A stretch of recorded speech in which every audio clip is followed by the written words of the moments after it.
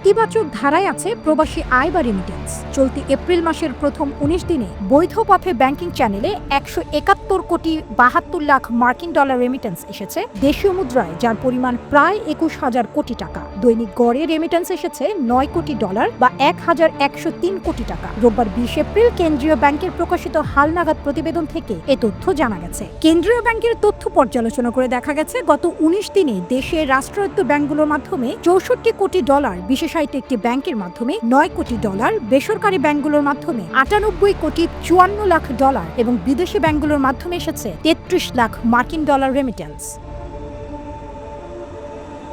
এপ্রিলের ১৯ দিনের মতো রেমিটেন্স আহরণের চলমান ধারা অব্যাহত থাকলে মাস শেষে $৩.৫ বিলিয়ন আসবে। গত বছরের এপ্রিলে রেমিটেন্স এসেছিল $2 বিলিয়ন।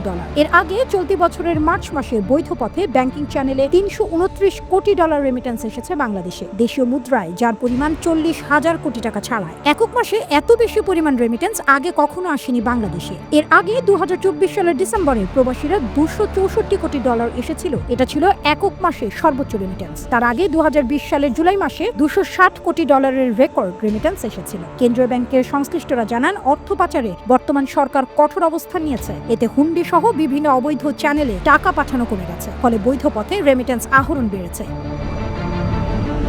চলতি ২০২৪-২৫ অর্থ বছরের প্রথম মাস জুলাইয়ে ১৯১ কোটি ৩৭ লাখ ৭০ হাজার ডলার রেমিটেন্স এসেছে। অগাস্টে এসেছে ২২২ কোটি ১৩ লাখ ২০ হাজার মার্কিন ডলার। সেপ্টেম্বরে ২৪০ কোটি ৪১ লাখ, অক্টোবরে ২৩৯ কোটি ৫০ লাখ মার্কিন ডলার, নভেম্বর মাসে ২২০ কোটি ডলার, ডিসেম্বরে ২৬৪ কোটি ডলার, জানুয়ারিতে ২১৯ কোটি, ফেব্রুয়ারি মাসে ২৫২ কোটি ৮০ লাখ ডলার এবং মার্চে ৩২৯ কোটি ডলার রেমিটেন্স পাঠিয়েছেন প্রবাসীরা।